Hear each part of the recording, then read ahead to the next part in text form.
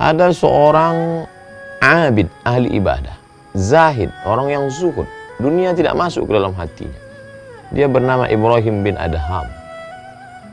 Dia dokter penyakit hati yang merusak hati, riya, sum'ah, penyakit sombong, angkuh, takbur.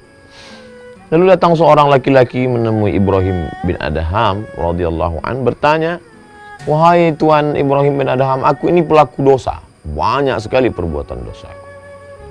Dan aku ingin berhenti. Kira-kira apa yang kira-kira bisa membuat aku berhenti dari dosa ini?" Maka Ibrahim bin Adham menjawab, 5 bilang kau lakukan, insya Allah kau berhenti dari buat dosa. Apa itu? Yang pertama, kalau ada niat dalam hatimu ingin melakukan perbuatan maksiat, jangan makan rezeki yang diberikan Allah. Ini yang pertama. Setiap ada niat dalam hatimu ingin buat dosa, jangan makan rezeki yang diberikan Allah. Insya Allah kamu berhenti. Lama dia berpikir, paling lama tahan tidak makan tidak minum 2 hari. Setiap mau buat dosa, jangan makan rezeki yang diberikan Allah. Wah, jurus ampuh luar biasa dari seorang tabibul qalbi, obat penyembuh penyakit hati bernama Tuan Ibrahim bin Adham. Lalu apa lagi berikutnya? Jika engkau akan melakukan perbuatan dosa, jangan tinggal di negeri yang negeri itu milik Allah SWT. Ada niat dalam hatimu ingin buat dosa, ya, tinggallah sejauh mata memandang, carilah permukaan bumi Allah, tapi yang bukan milik Allah. Tidak ada. Lillahi ma fis samawati wa ma fil ardh. Segala yang di bumi, segala yang di langit milik Allah Subhanahu wa ta'ala. Wah, tidak bisa. Nampaknya tak ada peluang untuk buat dosa. Lanjutkan yang ketiga. Jika ingin melakukan perbuatan dosa, cari tempat yang kira-kira di tempat itu engkau tidak dilihat oleh Allah Subhanahu wa ta'ala. Wah, ini lebih berat lagi. Wa huwa ma'akum aina ma kuntum. Dimanapun kamu berada, pandangan Allah, muraqabatullah, Allah senantiasa. Jadi kalau terlintas di hatimu ingin buat dosa, carilah di atas bukit, di tepi gunung, di tengah danau, di atas batu yang hitam, di tengah malam yang kelam. Kau tetap akan dalam pandangan Allah. La tudrikul absar wa huwa yudrikul absar. Dia tidak dapat ditangkap oleh mata, tapi dia dapat menangkap, melihat semua yang ada, punya mata di atas muka bumi Allah Subhanahu wa ta'ala. Yang keempat, ketika malaikat maut datang kepadamu akan mencabut nyawamu, katakan, tunggu. Ada dalam hatimu ingin buat dosa? Ya, silakan buat dosa. Tapi nanti ketika malaikat maut datang akan mencabut nyawamu, dapatkah engkau berkata, tunggu wahai malaikat, aku bertobat dulu?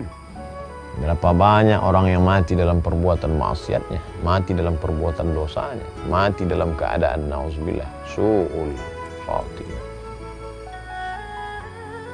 Lalu kemudian yang kelima. Yang kelima ini hampir saja laki-laki itu tak lagi dapat mendengarkan ucapan Ibrahim bin Adham karena dia larut dalam tangisan. Karena betul-betul kunci pintu, tertutup peluang untuk berbuat dosa dari ucapan seorang hamba Allah. Mungkin dia tidak mendapatkan wahyu karena wahyu sudah terputus, tapi dia diberikan Allah ilham, bisikan dalam hatinya. Yang kelima, ketika malaikat Zabaniyah datang untuk memasukkanmu ke dalam neraka jahanam, jangan engkau pergi bersama mereka. Siapa yang sanggup menolak?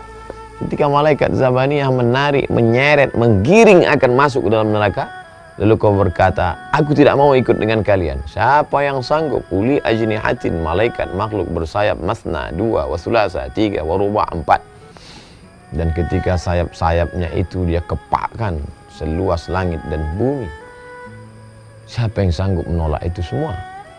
Oleh sebab itu dia pun tersungkur dalam keadaan meneteskan air mata, takut kepada Allah SWT. Tak ada peluang untuk berbuat dosa. Renungan yang amat sangat mendalam dari dialog seorang hamba Allah yang abid, ahli ibadah, yang zahid, yang suci hatinya, bersih, sehingga Allah ilhamkan ke dalam hati itu jawaban-jawaban pamungkas, sehingga tak ada peluang sama sekali. Apa pelajaran yang dapat kita ambil? Mungkin ayat-ayatnya ada, hadis-hadisnya ada, tapi untuk meramunya menjadi sebuah formula amat sangat sulit. Tapi begitu Allah bukakan hati seorang hamba, futuh, maka dapat dia menjawab dengan jawaban yang datang dari ilham yang dibisikkan oleh para malaikat, yang diberikan Allah Subhanahu wa ta'ala, sehingga kalimat yang datang dari hati itu masuk juga ke hati. Adapun yang dari mulut tak sampai ke telinga, jangankan masuk ke dalam relung hati yang paling dalam. Oleh sebab itu marilah kita merenung sejenak. Masih sanggupkah kita berbuat dosa padahal kita makan dari karunia Allah? Masih sanggupkah kita berbuat maksiat padahal yang kita injak bumi Allah? Masih sanggupkah kita melawan perintah Allah padahal negeri yang kita diami ini adalah semuanya kuasa Allah? Masih sanggupkah kita berkata, aku mau taubat tapi besoklah, padahal kalau mau malaikat maut mencabut nyawa kita hari ini kita juga mati. Berapa banyak orang yang mati dalam keadaan tertawa, mati dalam keadaan menonton TV, mati dalam keadaan tidur sehingga tidak terbangun lagi. Masih sanggupkah kita berkata, aku berbuat dosa tapi nantilah, padahal saat itu malaikat sudah lama mengintai kita. Oleh sebab itu merenung sejenak dari kisah orang-orang soleh. Fa'tabiru ya ulil absar, ambil pelajaran wahai orang-orang yang punya hati dan pikiran. Mudah-mudahan bermanfaat. Terima kasih. Assalamualaikum warahmatullahi wabarakatuh.